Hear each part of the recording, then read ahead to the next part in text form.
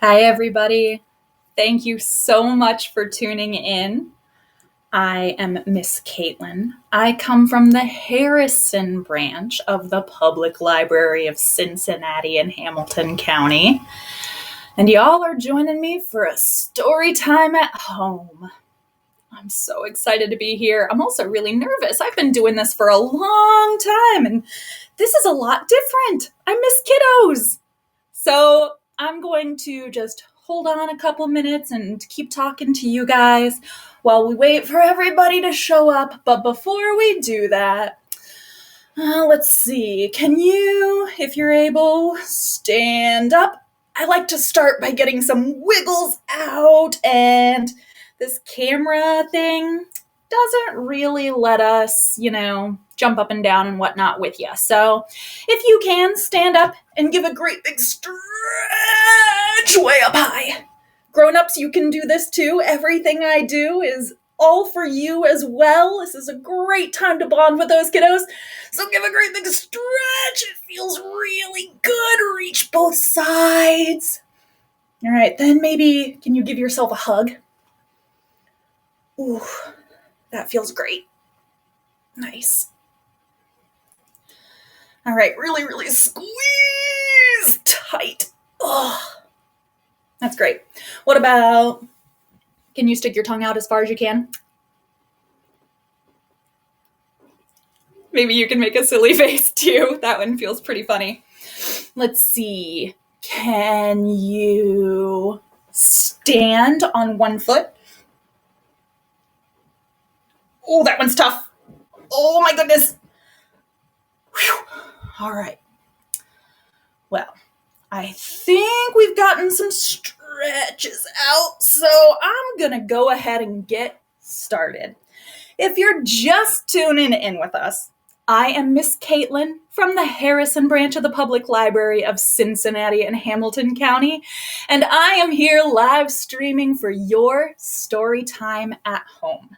Now, if you've ever been to one of my story times out at Harrison, you know that we get started the same way every time. We do Grandma's Glasses. All right, Grandma's Glasses is kind of a silly rhyme, but we talk about some things. So let's see. Where would you wear your jacket?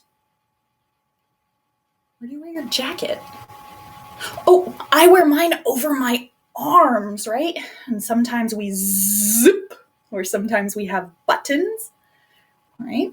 Where do you wear your rain boots? On your nose? That would be smelly. No, we wear our rain boots on our feet to protect our feet from the rain, right? We don't want wet shoes. Where would you wear your hat? On our lap?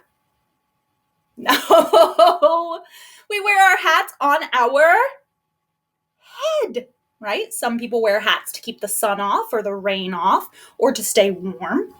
What about your glasses? Where do you wear your glasses?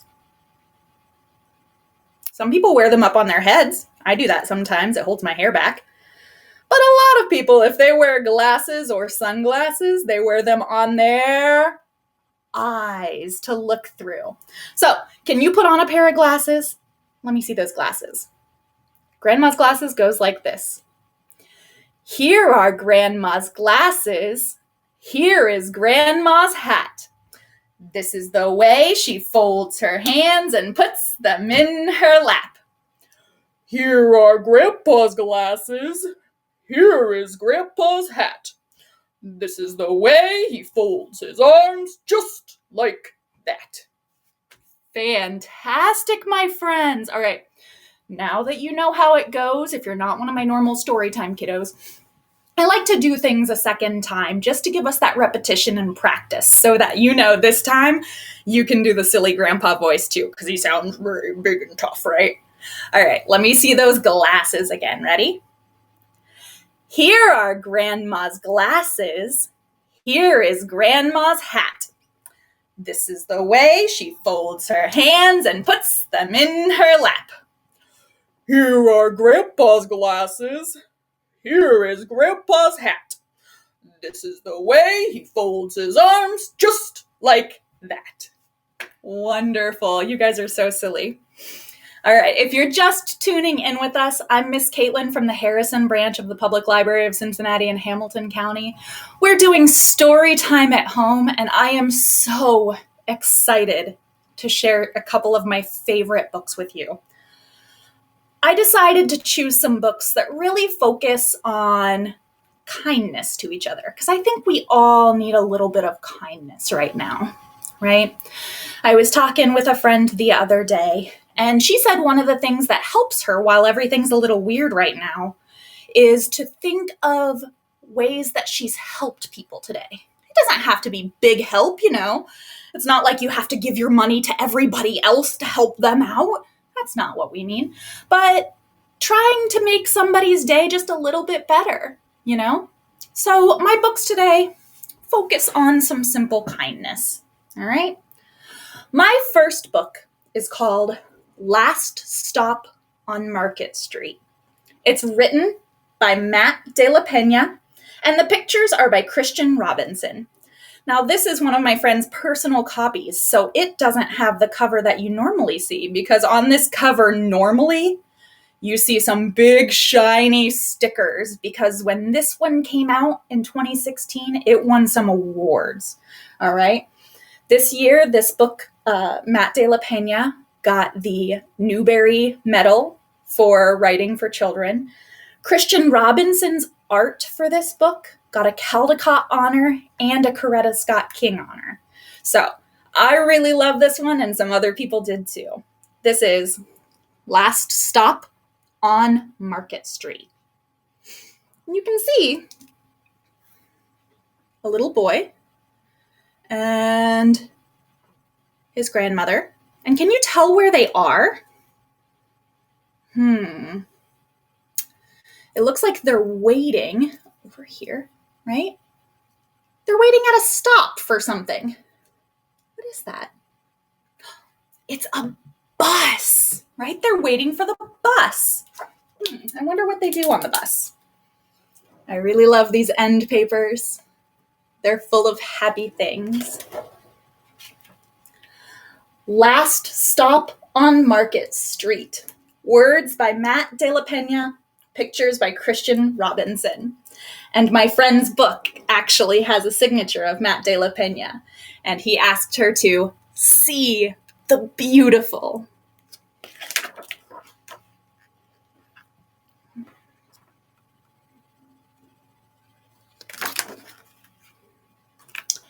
CJ pushed through the church doors, skipped down the steps. The outside air smelled like freedom, but it also smelled like rain, which freckled CJ's shirt and dripped down his nose.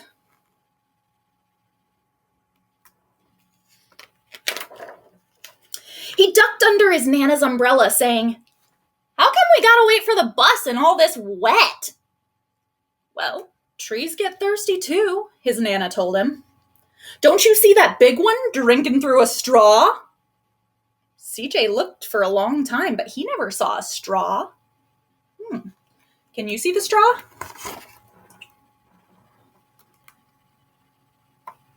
Oh, I think I see it. This big tree in the middle uses its white tree trunk like a straw to suck water up out of the ground, doesn't it? From the bus stop, he watched water pool on flower petals. He watched rain patter against the windshield of a nearby car. His friend Colby climbed in, gave CJ a wave, and drove off with his dad. "Nana, how come we don't got a car?" What do you think? Do you ride in a car?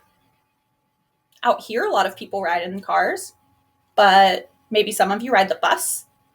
Maybe some of you walk to where you're going. Boy, what do we need a car for? We got a bus that breathes fire. And old Mr. Dennis, who always has a trick for you. The bus creaked to a stop in front of them. It sighed and sagged as the door swung open. Do you see the dragon on the bus?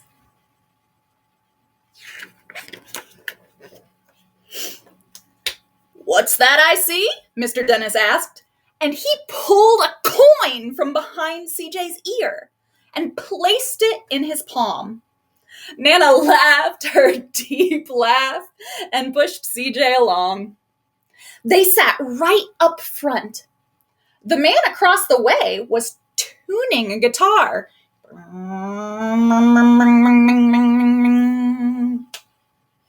old woman with curlers had butterflies in a jar.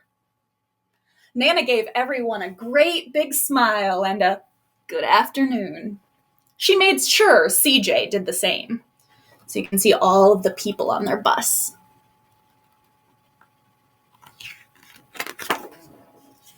The bus lurched forward and stopped. Lurched forward and stopped. Nana hummed as she knit.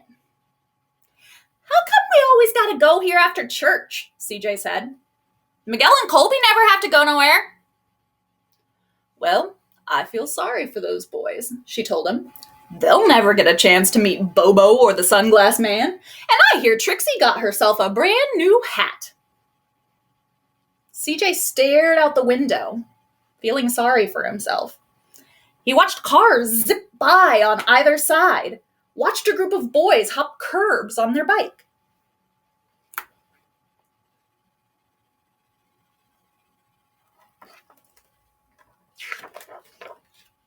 A man climbed aboard with a spotted dog.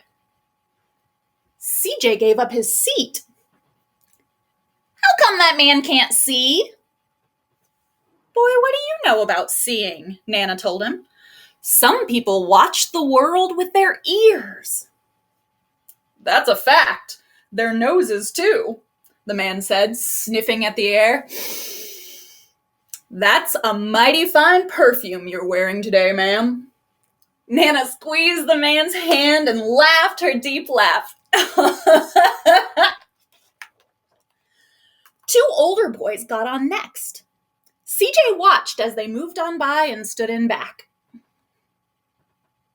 "Sure wish I could get one of those." Do you see what they have in their ears? It looks like they're sharing some earbuds from their phone or their iPod. Nana sat down her knitting. "What for? You've got the live thing sitting across from you. Why don't you ask the man if he'll play us a song?" But CJ didn't have to. The guitar player was already plucking the strings and beginning to sing. "To feel the magic of music," the blind man whispered, "I like to close my eyes." Nana closed hers too. So did CJ and the spotted dog. And in the darkness, the rhythm lifted CJ out of the bus and out of the busy city. He saw sunset colors swirling over crashing waves. He saw a family of hawks slicing through the sky, saw the old woman's butterflies dancing free in the light of the moon. CJ's chest grew full, and he was lost in the sound, and the sound gave him the feeling of magic. The song ended and CJ opened his eyes. Everyone on the bus clapped, even the boys in back.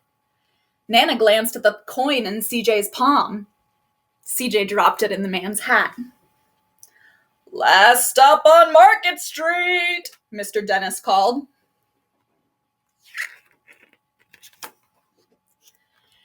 CJ looked around as he stepped off the bus. What do you see? Is it a pretty part of town? Do you see any parks or playgrounds? Is it colorful? Crumbling sidewalks, broken down doors, graffiti-tagged windows, and boarded up stores. He reached for his Nana's hand. How come it's always so dirty over here? She smiled and pointed at the sky. Sometimes when you're surrounded by dirt, CJ, you're a better witness for what is beautiful. CJ saw the perfect rainbow arcing over their soup kitchen. He wondered how his Nana always found beautiful where he never even thought to look. He looked all around them again, at the bus rounding the corner out of sight, and the broken street lamps still lit up bright, and the stray cat shadows moving across the wall.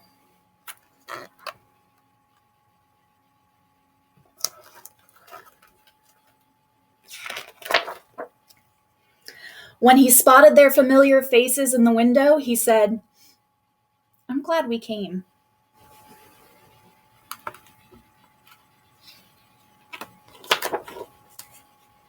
He thought his Nana might laugh her deep laugh, but she didn't.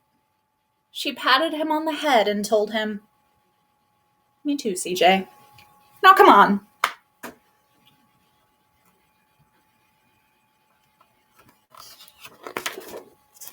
And that is the end. You can see one more page of very happy end papers. And I like the end papers of this book because Christian Robinson took the time to find those beautiful things that they saw on their journey across the city. Even if their journey wasn't beautiful the whole time, you can always find beauty somewhere. Excellent listening ears, my friends. I know that's kind of a longer one. It doesn't have much interaction, right? But I think it's a lovely story. It makes me very happy. Because have you had a chance to be kind to anybody lately? I mean, I don't think many of us are going out and helping in soup kitchens like CJ and his Nana right now, because we're supposed to be staying inside to keep people safe, right? But maybe you've helped Mom make lunch, or maybe you've helped Grandma clean up your toys so that you can get something else out. You know, we have little ways that we can be helpful. And those ways that we think about other people make a big difference, right? So if you're just tuning in, I'm Miss Caitlin. I come from the Harrison branch of the public library, and we're still working on our story time. Now, when I do story times at the library, I like to get my wiggles out in between. But like I said, I'm not really going to be jumping up and down on camera right now because my computer will fall off its box and everything will be a mess. But instead, I have a favorite rhyme that I think you'll have a little bit of fun with. Both of my books involve food a little bit today. So I'm going to do the fruit salad song. Now, I really love the fruit salad song because songs and rhymes are really important to help kids learn to read. I know that sounds silly. If we're just singing a song, we don't see any words. How does that help us learn to read?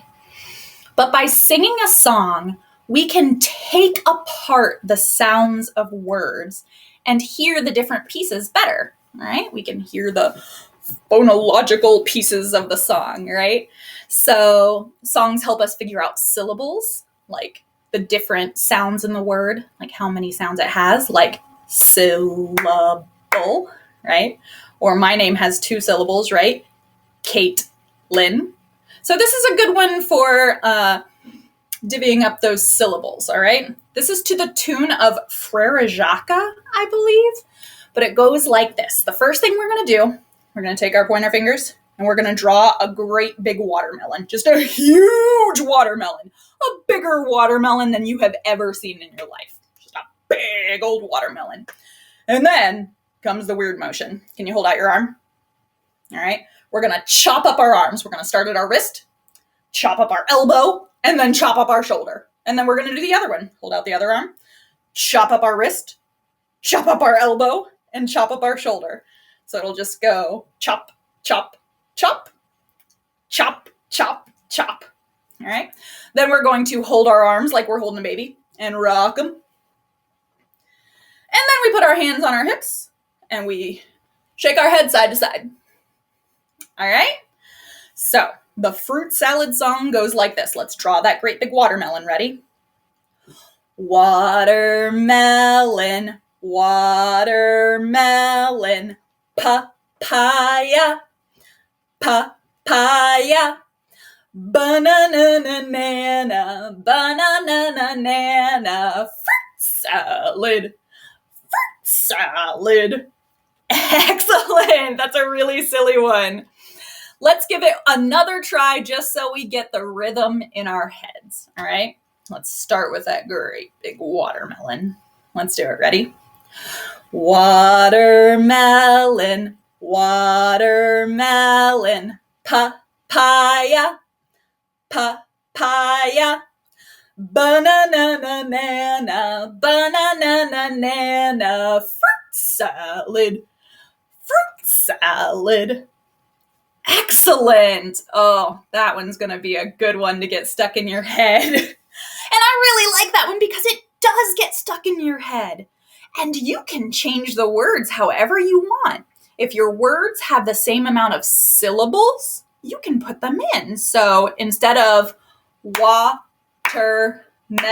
1, 2, 3, 4 syllables, let's do peas and carrots. 1, 2, 3, 4. That'll fit. Peas and carrots. How about broccoli? Broccoli. How about, let's get the leafy greens in there. Lettuce, kale, and spinach. Lettuce, kale, and spinach. Green salad. Green salad. I know, carrots aren't green. They have to add a little color into our mostly green salad. So let's give that a try. Can we do peas and carrots, broccoli, lettuce, kale, and spinach for a green salad? Let's try that. Ready? We're going to do the same motions. All right. Peas and carrots, peas and carrots, broccoli, broccoli, lettuce, kale, and spinach, lettuce, kale, and spinach, green salad, green salad. Excellent! So I hope some of you guys take advantage and make up your own words to the fruit salad song. I think instead of fruit salad, once I did Halloween, so you can change it to anything that you want to do. Like I said, that's a really great way for kiddos to have fun while practicing those dividing word sounds up so that they can hear them a little better. All right. If you're just tuning in, I am Miss Caitlin from the Harrison branch of the Public Library, and I have one more story to share with you. My last story today is called Thank You, Amu. All right. This is written and illustrated by Oge Mora. And you can see on this book, it does have the shiny stickers on the cover because this one is also an award winner. So this one got the John Steptoe New Talent Award for the Coretta Scott King Award. So this was a very new book for Oge Mora. And it also got a Caldecott honor for the illustrations as well. I love this story of sharing in our community. All right. Along with this book, I can also teach you the American Sign Language sign for thank you. It's a really important sign. We do it at the end of every story time I do, and it's an easy one. Kiddos can do it too, right? So to do the American Sign Language sign for thank you, we put our hand on our chin and we pull it straight out. That's how we say thank you. So during this book, I'll be doing that a lot. Thank you, Amu. All right. Thank you, Amu by Oge Mora. Oh, those are very different end papers. But like the first book, I think we have a similar setting. Are they out in the country? Are they at a circus? Are they up in space? No. They're in a city as well, aren't they? And there is a note to the reader. Amu, pronounced Amu, is the Igbo term for queen. All right? Igbo, I believe, is a language and a group of people from Nigeria, if I'm not mistaken. All right? Thank you, Amu, by Ogemora.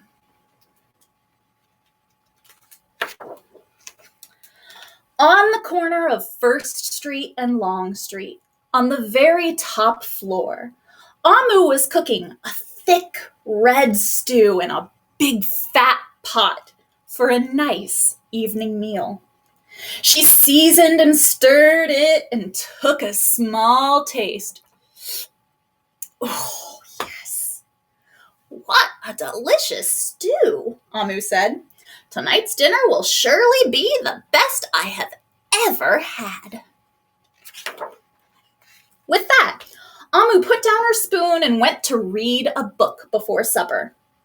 As the thick red stew simmered on the stove, its scrumptious scent wafted out the window and out the door, down the hall, toward the street, and around the block until someone was at the door. When Amu opened it, she saw a little boy. Little boy, Amu exclaimed. What brings you to my house? I was playing with my race car down the hall when I smelled the most delicious smell, the little boy replied. What is it? Well, it's thick red stew. Stew, he sighed. That sure sounds yummy. Amu thought for a moment. She was saving her stew for dinner, but she had made quite a bit. It wouldn't hurt to share. Would you like some? The little boy nodded. And so Amu spooned out some thick red stew from the big fat pot for her nice evening meal. Oh, thank you, Amu, the little boy said, and he went on his way.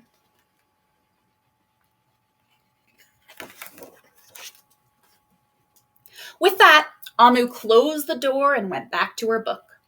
As she read, her thick red stew's scrumptious scent wafted out the window and out the door, down the hall, toward the street, and around the block until someone was at the door. When Amu opened the door, this time she saw a police officer. Miss Police Officer, Amu exclaimed, what brings you to my home? I was on duty down the street when I smelled the most delicious smell, Miss Police Officer replied. What is it? Well, thick red stew. Ah, stew, she said, and her mouth watered. That sounds mighty tasty. Amu thought for a moment. There was still enough to share. Would you like some? The police officer nodded. Once again, Amu spooned out some thick red stew from the big fat pot for her nice evening meal. Thank you, Amu, the officer said, and went on her way. And so for the second time, Amu closed the door and went back to her book. Sure enough, as she read, her thick red stew's scrumptious scent wafted out the window and out the door, and down the hall, toward the street, and around the block until again, someone was at Amu's door. This time when she opened it, she saw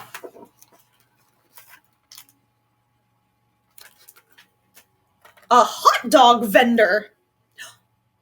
Mr. Hot Dog Vendor, Amu exclaimed. What brings you to my home? Well, I was selling my hot dogs down the block when I smelled the most delicious smell, Mr. Hot Dog Vendor replied. What is it? Thick red stew. Oh, stew! The vendor licked his lips. That sounds quite delectable. So Amu spooned out some thick red stew from her big fat pot for her nice evening meal. "Thank you, Amu," the hot dog vendor said, and went on his way. Throughout the day, people from all across the neighborhood knocked on Amu's door. She fed a shop owner, a cab driver, a doctor, an actor, a lawyer, a dancer, a baker, an artist, a singer, an athlete, a bus driver, a construction worker, and even the mayor stopped by. And each time they knocked, Amu shared. Soon, the sky darkened, the street lights brightened, and it was finally time for dinner. But when Amu opened her big fat pot of thick red stew for her nice evening meal, what do you see? Oh no. It was empty. Amu sniffled. "There goes the best dinner I ever had." Sorry and blue, she sat at the table with her empty pot until... Who could that be? Amu wondered. When she opened the door, she saw the little boy, the police officer, the hot dog vendor, the shop owner, the cab driver, the doctor, the actor, the lawyer, the dancer, the baker. What? Everyone she fed today was at her door. "I'm sorry, everyone," Amu sighed. "My thick red stew is all gone. I have nothing left to share." The little boy tugged at Amu's sleeve. "Don't worry, Amu. We're not here to ask. We're here to give." The police officer carried in a fresh salad. The mayor entered with a roast chicken. The baker brought a collection of sweet goodies. Even the little boy presented Amu with something special in a shiny red envelope. Everyone who had knocked on Amu's door that day squeezed inside her tiny apartment, and together they ate, danced, and celebrated. While Amu's big fat pot of thick red stew was empty, her heart was full of happiness and love. That dinner was the best she ever had. Can you see that shiny red envelope? Inside it was a card that the little boy had written that says, "Thank you, Amu." And that is the end. Excellent listening ears, my friends. Thank you so much if you have stayed with me through all of this. I very much hope that you had a good time. I have a couple of people in the chat that sorry, I'm trying to look at comments while not hearing my phone. Let's see. I see Mr. Matt is in there. Let's see. Hi to Violet. We're almost finished with story time here. Let's see. Oh, everybody misses me at the Harrison Library. I miss you at the Harrison Library too, let me tell you. You are lucky to be home with your kiddos right now because dogs just don't dance the same. So thank you all so much for joining me. I hope you had a good time. I hope I get to see you again soon. Keep an eye out. We're going to be doing more STEM offerings. Hopefully I'll get to do more story time stuff for you soon. And at the end, we always end our story times the same way. My friend Miss Liz taught me this song and I like it a lot. Just like we said thank you and thank you, Amu, we do our sign for thank you in this as well. So remember, we put our hand on our chin and we pull it straight out. That's how we say thank you. All right. So let me see those hands one last time. Ready? My hands can say thank you with the clap, clap, clap. My feet can say thank you with the tap, tap, tap. So clap, clap, clap, and tap, tap, tap. Roll your arms and say goodbye. Thank you so much for listening to me today. I'm going to stay on here for just a minute or two to give a shout out if I see anybody else in the comments. Let's see. I see, Miss Anna has her kiddos. Erin and Meredith are watching. Let's see, Gracelyn, Mrs. the Library. Oh, guys, you're killing me. I miss you guys so much. All right. Well, hopefully I'll get to see you guys soon. Soon. We miss you so much. If I didn't give you a shout out, I'm so sorry. Grown-ups, give those kiddos those high fives and fist bumps for me since I can't do it. And I hope to see you guys again soon. Thank you.